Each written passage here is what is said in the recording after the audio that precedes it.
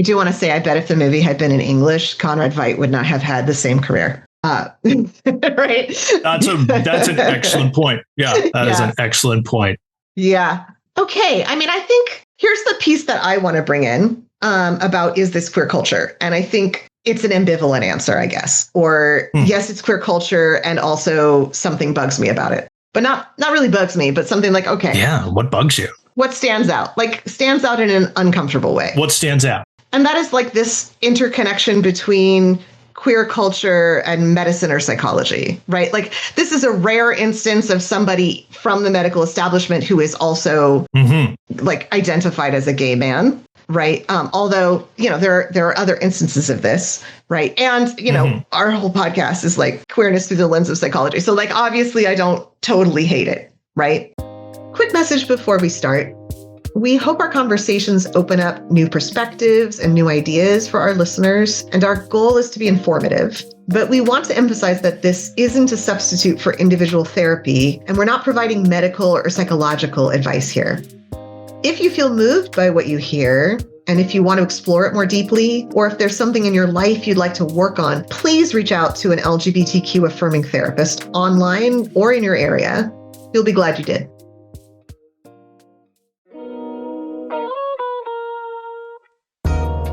Welcome to the Psych Out Podcast, where two psychology nerds get psyched up for LGBTQ affirming history, research, and practice. And now your hosts, Chris and Jen. It's 1903 in the German Empire, and the world's first gay rights organization has a problem. The Scientific Humanitarian Committee, founded by the German Jewish sexologist Magnus Hirschfeld, has spent the last 6 years bringing together a coalition to fight Germany's homophobic criminal code. However, that coalition is fraying. One of the biggest points of debate? What does it mean to be gay? Hirschfeld sees gay men like himself as examples of natural human variation alongside transgender and intersex individuals. He argues that homosexuality is a matter of biology, with gay men representing a combination of masculine and feminine traits. But others in his coalition reject any association between gay men and femininity. These masculinists argue that male homosexuality is a cultural idea. They champion it as a return to the ways of an idealized ancient Greece and as the purest form of masculinity. So this disagreement leads to a rift in the gay rights movement. Many masculinists believe that Hirschfeld's frank descriptions of sexual matters risk alienating the public. They emphasize love and civil rights over sex and science. Some masculinists start promoting misogyny at the moment that Hirschfeld starts to form ties with feminist organizations. Some masculinists begin to embrace anti-Semitism. So within a few years, a more formal, angrier split occurs. Now fully separate, the groups carry on their work via separate strategies for the next several decades. Now, much of what we know about this period of the fight for gay rights comes from culture works created by queer activists, works the Weimar government later sought to suppress and the Nazis sought to destroy. In this episode, we thought we'd look at one work that survives only in part. Hello, everybody. Welcome to the Psych Out Podcast. I am so fascinated and excited for this episode. I am Dr. Jen. I am a clinical psychologist in private practice, mostly working with LGBTQ clients. And Chris. Hello there. I'm Chris, as always.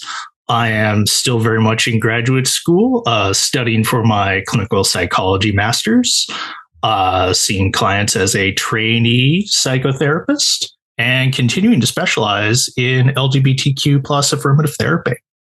Are you ever not Chris? Are you sure you're never not Chris?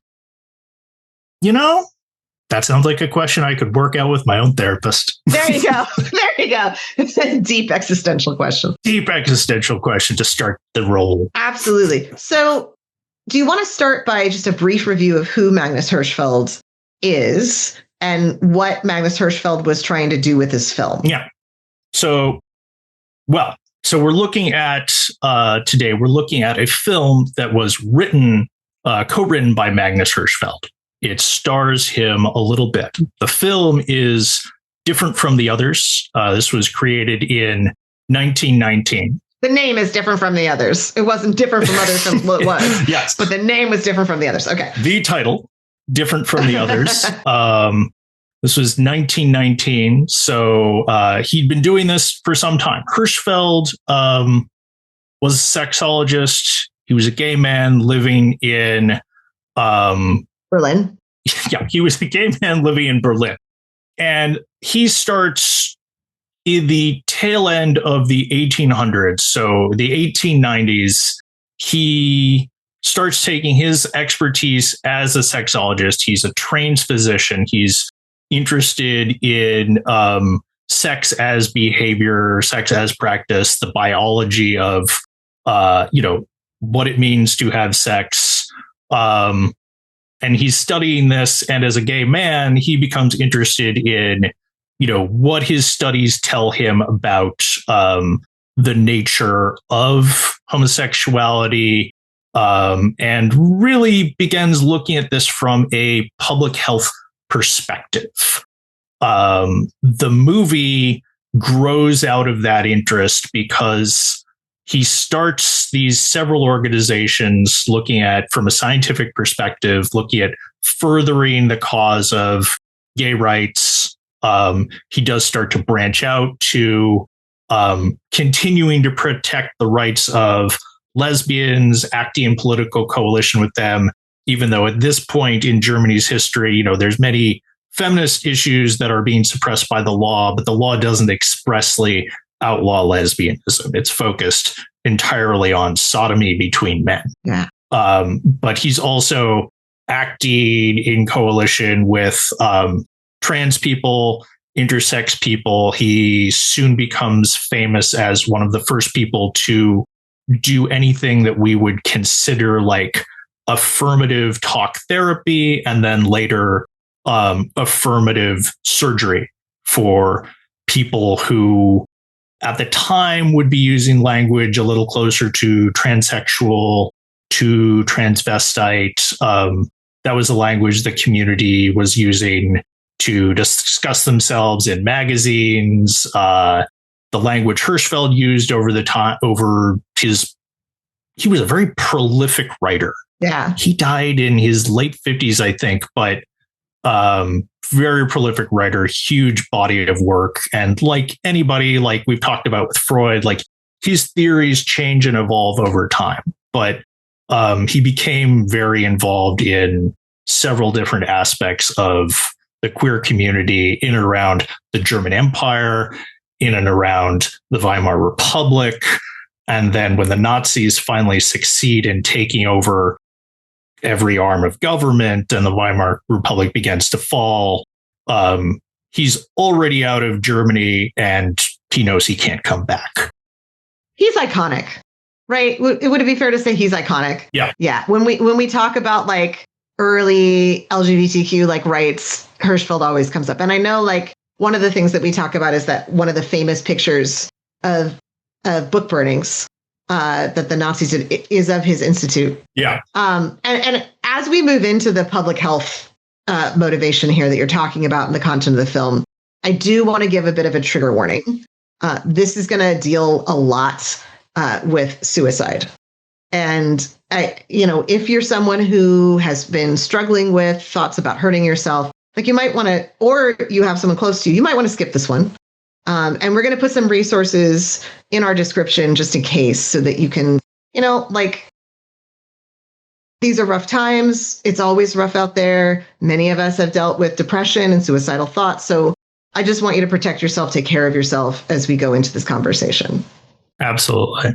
Thanks for highlighting that for us, Jen. Yeah. Tell us about the movie. So Hirschfeld makes this movie in 1919, and in part he is acting as he's picking up on a cultural moment. The socialist government of Germany after World War I, the socialist government is very interested in film, which is, a rare and very exciting new medium. And they're interested in doing public education with it. Public health education. There's a series of films that get government funding, dealing with things like venereal disease, dealing with things like other diseases that are affecting impoverished communities, things that may have been a little more taboo to talk about. And the government really starts to push hey, let's talk about this stuff. So Hirschfeld, having had this like governmental party activist group, this scientific body, he has a variety of different organizations that he can pull on at this point because he's been doing this work for over 20 years. He starts wanting to make a movie. And I haven't really been able to find where this movie got funded from, but I think it's safe to say this wasn't directly government funded. He's pulling on his networks. I bet not. I bet not.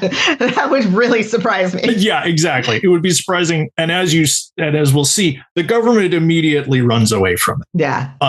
He makes it gets popular, and then there's a very full backlash against it. But what is his goal in making this movie? Like, what is he trying to educate about?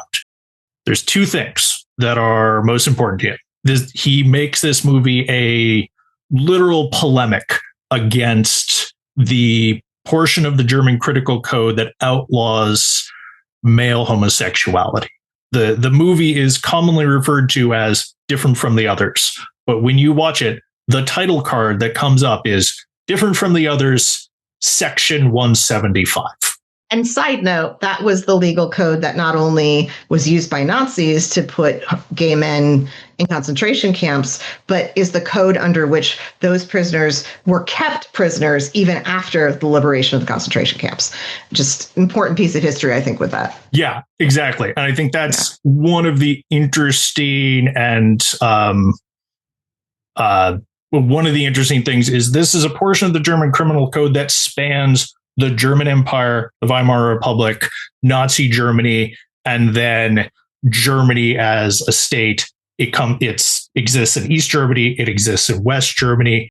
It even exists in unified Germany. It's simply chipped away at piece by piece and used for slightly different aims, enforced in slightly different styles to suit, the whatever bigotries the current government feels the need to emphasize most strongly. And yet, here we have resistance so early on, which somehow got enough funding to make a movie. Exactly. Yeah. Yeah. What's the movie about? So the movie tells the story of a successful violinist and basically a famous German musician of the period. He is living as a gay man. He is living under the pressure of the illegality of that and the force of the Weimar government's enforcement of paragraph 175. He falls in love with a younger man. A younger man sees him perform, asks to be his student. They begin a relationship that starts as mentorship and then quickly enters into romance. And the story is, I should say, we have about 90 minutes of this movie.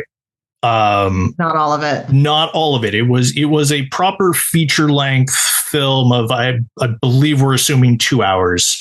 90 minutes of it remain or so. Ooh, the missing half hour. Yeah, the missing. Oh, that's fascinating. Yeah. We know a little bit about it. So the remaining parts are a story of them falling in love, them facing disapproval from family, from both of their families. Most of that family interaction stuff is not survived, but we hear of it through title cards. Just in case people don't know the terminology, when you're talking about title cards, you're talking about like a silent film and then the little card that says like who it is and what they're saying. And okay, just wanted to make sure. Yeah. The narrative as we see it on the screen is a story of this young couple being, this new couple being blackmailed by a person who is somewhat ambiguously coded as either part of the queer community himself, or he is like engaging in the queer community specifically to do blackmail. Can I ask a question? Yes. Is okay, because you talked about the splinter group, the masculinists. Mm-hmm. Like, is he a jab at the masculinists? Or are there jabs at the masculinists?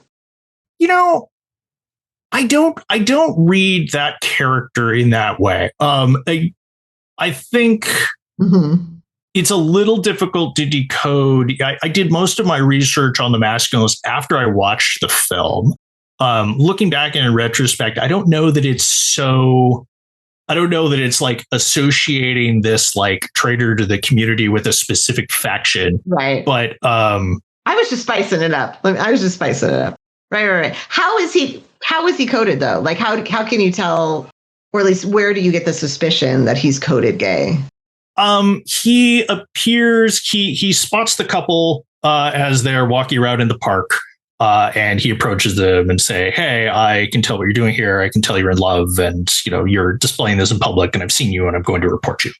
But we stay with this blackmailing character, and we see him later in a club, wherein we see men dancing in the background together. So this is a very, very early depiction in film of a gay club. That's so funny because that is such a trope that you see in film even now, that the way that there's like a guy who we're not supposed to like, and then they give depth to him by implying that he's gay. And the way that they do it is you see him at a gay bar. Like, that's fascinating. So either this guy was sitting there like trolling for other people to blackmail, or, there was another reason he was there. Like maybe he likes the club. He likes club music. That's yeah. He's okay. Into... That's pretty coded. That's pretty like that's pretty easy to decode. Yeah. Okay. Yeah. There's definitely some association. It comes out. Mm-hmm. It comes out later that like the violinist had already known this man before. They had some sort of relationship. Maybe the violinist had tried to pick up this man who was the blackmailer. And so he'd already been blackmailed by this man once before. Right. Got it. So this goes to, I would say, the main themes of this movie. It is a polemic against the homophobic outlawing of male homosexuality. It is an expression of the effects that Hirschfeld sees that law having on his community, on the gay community. He sees a rise in suicide. He sees living under the pressure and living under things such as blackmail attempts as, degrading the mental health of the community as a whole. Mm-hmm. Hirschfeld has written about, attending young gay men in suicide attempts, working, in a therapeutic sense with these people. He's very embedded in the community doing this work. And the movie is one of his ultimate expressions of this is what the law does to our community. But it's also interested in, how the illegality goes beyond, who is put in prison and who is not. It creates this corrosive effect of people blackmailing each other, people not knowing how to, when it's safe to open up about their feelings to other people, because are they just being, baited and used? Mm-hmm. This is a theme that we see continuing on throughout the 20th century as other filmmakers try to bring the queer community and the gay male community to light. One of the very first. So just to back up really quick, is it the violinist who commits suicide? We haven't. You left me in suspense. I don't know what happens in the rest of the movie. Please tell. Yeah. So the violinist starts the movie as he's coming at this from an activist perspective. He's deeply concerned with the suicides he's seen in the community, and ultimately the pressure of the law takes him down as well. He takes his own life. We see throughout the course of the movie valiant attempts by him to bring his family together with the family of his new partner, trying to get them all to see eye to eye, see the normality of their relationship. The other goal that Hirschfeld has for this movie is it is straight up acting as advertising for the notion of there being sexologists in society. Interesting. Yeah. It's a little bit of self-promotion. Yeah, it's like self-promotion, like, not technically for him. He did like he. Yeah, no. I don't mean it in a bad way. No, I mean, I think it's very it's kind of funny, honestly, as you watch it, watching this writer try to walk this line of like self-promoting something that like he is intensely passionate about. And, if you are going to see a sexologist anywhere in Germany, you're probably going to see Magnus Hirschfeld. So when he's playing an unnamed sexologist, right, and when the title cards are saying that these characters are managing to bring their families like to their sides by having them consult with sexologists and learn these scientific facts about the nature of homosexuality, like he really is promoting himself. Yeah. If you're enjoying what you're hearing, don't forget to like and subscribe. That way you'll be notified when our next episode drops. You can also check out our Patreon for your very own Psych Out t-shirt. And now, back to the show. I when we talk about queer culture, and I want to hear the rest of what you're talking about the 1920s, but that is an example, I think, of us talking to us, right? Like this could be a film that is designed. Oh, actually, also, what happened to the younger partner? That gets a little lost in the portions. Yeah, we see less of him as the story goes on because I think part of that is lost. We don't know. Yeah, the movie ends with Paul, the violinist's death. Yeah, from the film. Yeah. Another interesting thing I'll say, last thing on the content of the movie is it really engages with something that you and I have talked about previously on the podcast. It really is interested in situating the homosexuality of 1919 Berlin in a historical context. Paul, the violinist, in the very opening act of the movie, like, is drawing strength from an imagined community of people like Leonardo da Vinci, who was once prosecuted and accused of being gay, and whose sexuality has been speculated about, previous German kings, a few other historical figures. Like, we see these characters in period dress, and we see Paul explicitly imagining himself as part of this, unbroken line of homosexual men. Ooh. Oh my gosh. I want to dig into that so much. I know we don't have time, but I want to dig into that. I want to dig into that so much. And we have that great, I'm sorry, that's my ego. We had that episode about the importance of connecting with history, which I really want to revisit at some point too. And this is such an example of that, of like wanting to see ourselves as part of a lineage. I'm so curious what happened to the younger guy, though, I have to say. Yeah. You left me in suspense, Magnus Hirschfeld. You left me in suspense.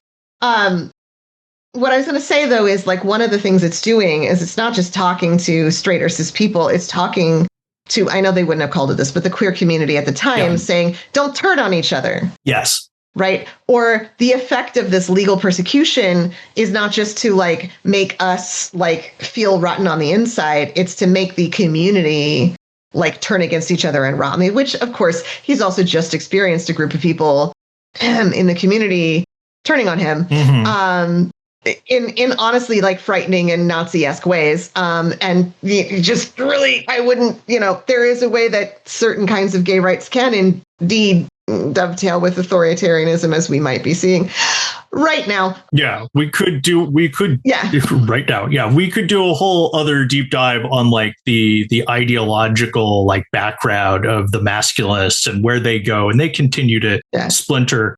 And I think they're an interesting group of people because they both have some very modern points that I think would be at home in a lot of progressive discourse about gay rights activism. But then they also have explicitly anti-Semitic. Yeah. Then they go bad. Yeah. But then like, this is like it's sort of like, this is why Thiel is like a thing now, like Peter Thiel, right? That's his name, Peter Thiel. Yeah, that's okay. Anyway, sorry. I want to hear more about what you were saying about how this echoes into film in the 1920s. Let's talk a little bit more about what themes in this we see as resonating today, other than bad guys and gay bars. Yeah. Okay. Yeah. Other than the reoccurring trope of bad guys framed in gay bars, I think there's a lot. We got to call this episode as "Bad Guys in Gay Bars." Yeah. Sorry. Please keep going. I'll raise one offhand. There is an understanding as we look at gay media produced in the 20th century, that we had these tropes that were created as a product of censorship. This is where the barrier gaze tropes come from, that if you're going to depict gay people one way, that people could do this under censorship was to have them die at the end, either by suicide. Right. And we see this reflected in this movie that exists before the Hollywood Code. What I wanted to touch on was the period of American censorship that rises in the mid 30s and lasts through the mid 60s. You could not even do that. You were not allowed to name a character on screen as homosexual. You were not really allowed to reference the existence of that as a part of human experience. So those narratives that we may be familiar with of gay people coming into the story and only existing in order to be tragic examples, that we can see the seeds of it in 1919, but it really doesn't even start to happen in America until after the most overt censorship begins to fall down. And that is something that artists feel that they have to embrace as a form of self-censorship. Oh, wow. So it's like what we say is like compliance before the fact, so to speak. Yeah. Oh, that's so interesting, because I think the story that we always tell, or often tell or hear, is that the Hays Code, right, which was the censorship code, which also often is misunderstood. It wasn't a law. It was the Motion Picture Association of America, right, who imposed it. Yeah, it was the industry in a very regulated way, self-censorship. Yeah. Doing self-censorship in order to fend off possible government regulation. Yeah. Yes. So it already was compliance in advance. And then when the Hays Code is dropped, there's even a continuation of compliance in this. Because I think the story we always tell, or I often hear, is that under the Hays Code, people would show queer people, but only if bad things happen to them. I know I've told that story before, but actually that was another layer of self-censorship that started in the 60s. Yeah. Interesting. And I think we don't often remember or know that. And I mean, this is in Germany, but I think it was in some ways reflected in the United States, that queer visibility in the 1920s was actually much more than it was in like the 1950s. Like it's not like a slow course of cultural progress from the Dark Ages to maybe a little bit before now. It's a little darker now. But I had no idea. Okay. Yeah. Watching that movie really put me in mind of that. To your point, I mean, when we look at movies being produced in the 20s and the early 30s, what gets called in film studies, pre-code film, you do see a lot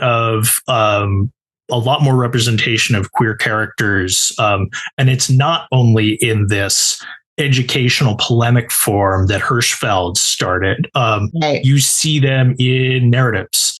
You see them often as jokes, but not entirely. And even then, it's a world of difference going from, a movie in 1931 where the audience is laughing at a character that exists to no characters existing at all. Like there's no laughing, there's no speaking of flipping out of existence. But yeah.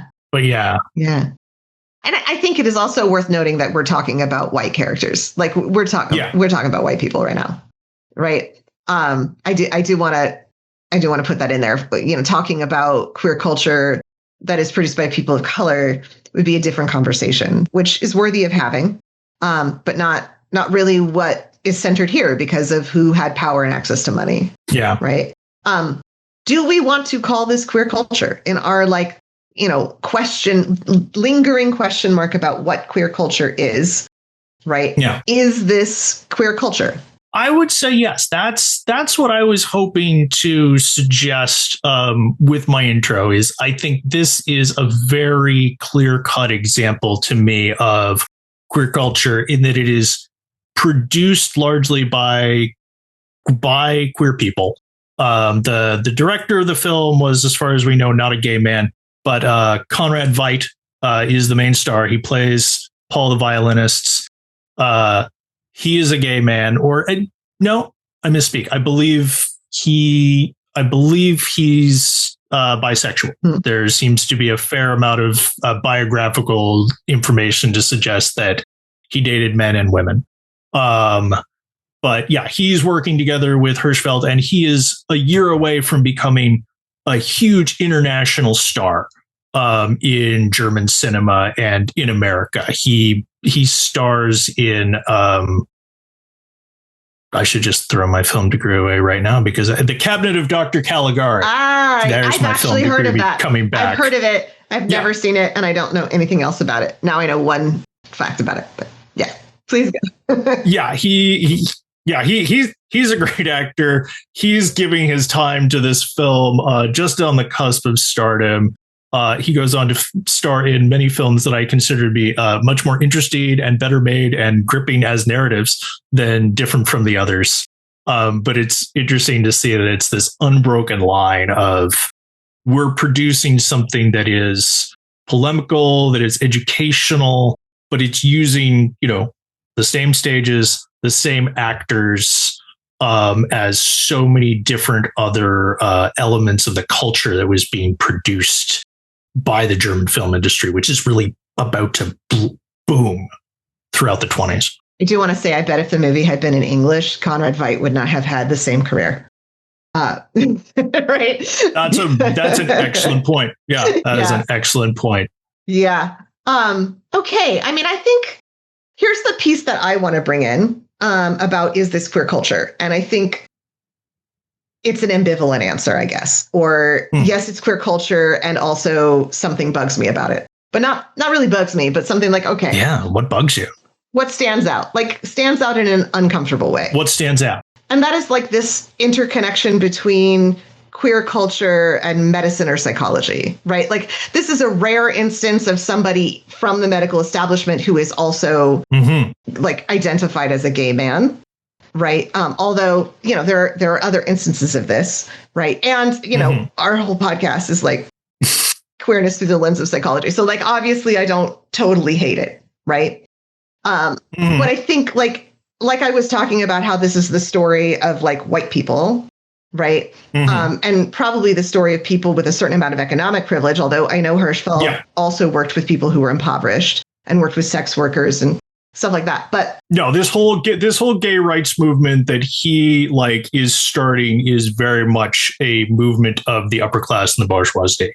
It's right. That is the common and correct critique of this is here it starts and here it has very narrow concerns from a class perspective.